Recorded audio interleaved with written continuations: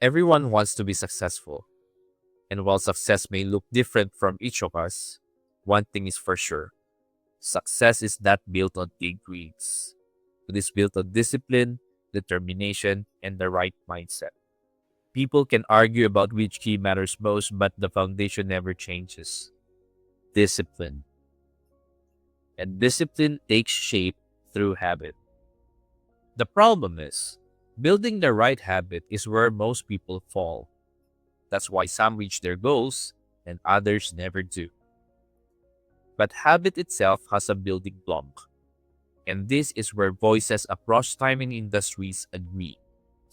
Jim Rohn, Gary Vaynerchuk, Simon Sinek, Jordan Peterson, David Goggins, even the Stoic philosophers of the past. Different perspective, different ideologies, yet they all circle back to the same trait that quietly separates those who start from those who keep going.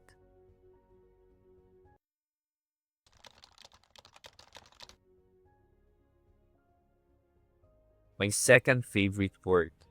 You probably heard it 1,000 times. It gets thrown around so often it almost feels like a motivational cliche. It looks great on a quote card. It sounds powerful when someone says it's on stage, but living it, that's a whole different story. One morning, I was lying in bed scrolling through Instagram, half awake, waiting to drift off. Then a reel popped up. Just a short clip, nothing fancy, but for some reason, it landed. It hit me in a way I didn't expect. And it made me realize maybe I've been looking at consistency the wrong way. That small shift in perspective stayed with me. And that's what I want to share with you today. In theory, consistency sounds like discipline and determination, strong and unwavering. But in practice, consistency is about being adaptable. When time is tight, shrink the task. When energy is low, do the simpler version. It's not about being rigid. It's about finding ways to keep showing up no matter what. Your habits don't have to be fixed. They should evolve with your day. The key is not in doing the same thing over and over, but in never stopping, even when life gets in the way. Each step forward, no matter how small, keeps you on track. Adaptability isn't the opposite of consistency. It's the very heart of it. Consistency is the art of staying the course, no matter the obstacles. Consistency is a challenge we all face. The idea that adaptability is part of consistency felt strange to me at first. Honestly, it sounded like a contradiction. If I let myself adapt, does that mean I'm making excuses? If I shrink a task, am I cutting corners? If I simplify too often, do I slip into complacency? I get it. Life doesn't always go as planned. We get overwhelmed, we get tired. Sometimes we just don't have the time or energy to do what we set out to do. And that's where most people, including me, get stuck. So I began to wonder, was there something real behind this idea? Was it just a comforting thought? Or was there an actual science to back it up?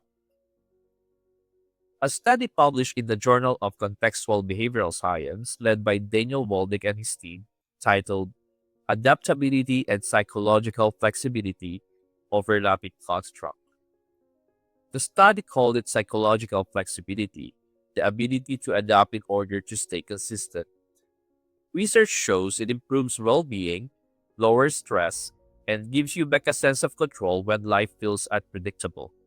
It's about shifting how you relate to the moment, staying open and present even when it's uncomfortable. It's not just adjusting the task, it's staying connected to your deeper values while you adjust. It's not quitting, it's pivoting with purpose. And that's what makes a sustainable effort possible. James Clear, the author of Atomic Habits and one of the most trusted voices on behavior and habit formation, also suggests that flexible habits are sustainable habits. What matters most is the direction you're moving in, not how fast you're going. And that's really stuck with me. because it reframes the word success not as a perfection, but as a progression. Now, how do we actually do it? Take learning a song on a guitar. The plan might be to practice the whole thing: intro, chord, strumming, the transition for half an hour or more every day. But life happens, we're tired, we only got 30 minutes or less. So what do? We adapt. We work on just the chorus or that tricky chord change. Maybe we just play along with the track for fun. And if we're not even home no guitar, then we visualize the beat replacements, tap the rhythm on a table, watch a quick tutorial. We're still engaging to that activity, just in a way that fits the moment. The same goes for fitness. Maybe the usual workout is a full routine, but today time is tight, energy is low. So instead, we do two sets: a few squats, a stretch, maybe a short walk. We're not skipping it, we're scaling it. And even at work, the principle applies. Say we're handling an expense report today. Ideally, we send a clean breakdown every week or month.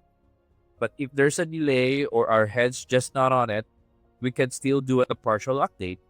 Let the partner know what's pending or block off time to gather data today and polish it tomorrow.